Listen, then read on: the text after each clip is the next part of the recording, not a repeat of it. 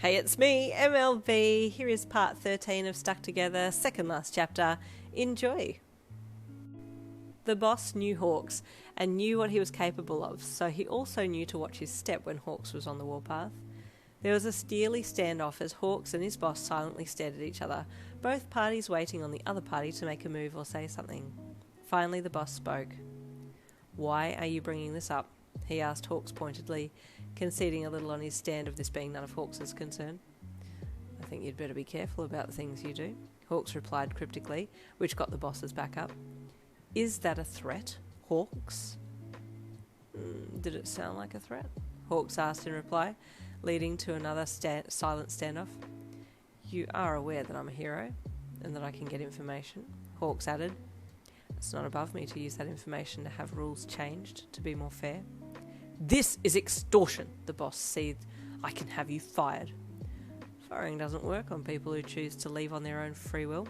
I'm ready to leave this agency and talk publicly about why I left," Hawks added. "It won't take me long to find the person responsible for talking in your ear." He turned, looking back at his boss through his feathers as he headed for the door. "By the end of this week, the rules will go back to normal so that couples who are trying to live a happy, peaceful life can continue to do so without fear of their professional life," he added as he reached for the door handle. Hawks knew that he had planted the seed of fear into his boss's chest. He could feel the pressure of the blood running through his boss's veins increase to maximum. He had him right where he wanted him. Now to go and pay Manihara a visit and hang out there until the boss comes down to tell her to keep her mouth shut, Hawks thought smugly.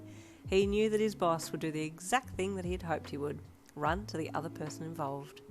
Calmly he made his way down to Manihara's office and knocked on her door. "Who is it?" Manihara asked tersely from the other side of the door, the sound of her nails hitting the keys on the keyboard making a staccato backing track to her tense words. "No one important," Hawks replied. The sound of her nails tapping on the keys stopped, and her rolling office chair was pushed back so that she could get up and come to the door. She opened it and looked at Hawks, then looked behind him and around him to see if anyone else was with him. He was alone. "Come in," she said quickly, her heart rate suddenly picking up speed as she watched the man that she still had a heavy crush on enter her office alone. All of her fantasies were rolling into one, all starting with him walking into her office and stating that he had made a mistake by choosing you and that he wanted her instead. She closed the door and turned her back to it, facing Hawks, who was looking around her office instead of at her. That was different. She had thought that he would turn and stare into her with the burning passion in his eyes, the same way that he looked at you, the same way his eyes undressed you. She wanted that so badly. Why did he choose you over her? Her brows scrunched as she screamed these unanswered questions into her brain. Do I ask him why? Why he didn't choose me? Why he chose Yin? I know they're seeing each other. I can see it in their eyes, and also the heat signature evidence shows that... She wrinkled her nose with disdain. She couldn't bear to imagine you getting all the pleasure that she desired from Hawks, pleasure that should have been hers. Finally, Hawks looked at her. His eyes were normal. They looked at her like she was a co-worker. "Why?" she whispered in a broken, angry voice. "Why?" he repeated. "Why am I here?" "No, why? Why did you... Why wasn't it..." Her sentences were left incomplete by her internal utter dejection. But she never got the chance to ask a full question, because there was a knock on the door behind her and she jumped violently. "Manihara, it's me," the voice of the boss said on the other side.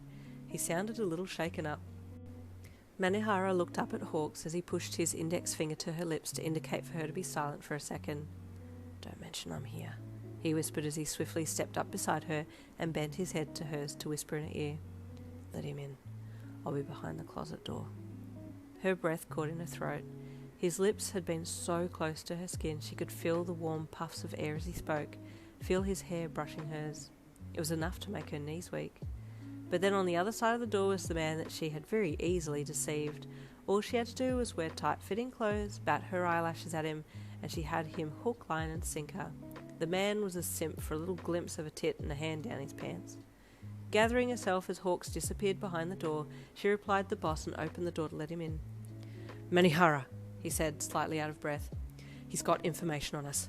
I can't let this get back to my wife." "Who does? What are you talking about?" Manihara asked, panicking now that she realised the situation that she was in. Had she not been so distracted by Hawks' presence, she may have been able to get out of this without a hiccup, but now all of the secrets were being exposed right in front of the most dangerous hero in the building. Fun, carefree, oblivious Hawks. A man not to be messed with. Somehow he knows that you asked for the co-worker dating rule to be put in place, and I never asked for that, she lied loudly, looking directly at the closet door that she knew Hawks was listening from behind. But you did, the boss replied, confused. No, I didn't. That was, Q. Q asked me to speak to you about it because she's too shy, she lied again, using Q as a scapegoat. This is the first I'm hearing of Q's involvement, the boss replied. That's because Q isn't involved, Hawk said as he stepped out from the closet with a recording device in hand, held up for both boss and Manahara to see. Both parties paled when he revealed himself, both quickly stepping back from the embrace that the boss had taken Manahara into. Hawks, the boss spluttered. What are you doing? You are spying on us. Correction, I'm mid-mission, collecting evidence, Hawks replied smugly, placing the recording device in his pocket, leaving it turned on, just in case either person said any more that would be of value. Don't, Hawks, please, don't, Manahara begged. You know how I feel about you. What? The boss asked, turning his low-key wrath on her. Feel about Hawks? Do you have feelings for Hawks? Let me answer, Hawks replied, because I think I've worked this all out. Both the boss and Manahara looked at him. The boss was all ears now, while Manahara waited with tears in her eyes. Boss, you may be unaware of this, but Manahara confessed her feelings to me, and I politely turned her down. Then, rumours must have spread that Yin and I had started seeing each other, and she wanted to confirm it, so she got her friend, the Heat signature hero, to assess whether or not there was concrete evidence that we were an item. During this time, she started making advances on you, boss. At this point, the boss had now turned his attention on Manahara, gawking at her as all of the pieces fell together. Her intention? To get a dating ban to stop Yin and I seeing each other. If we were. She still hadn't confirmed that, so then she got a private investigator involved.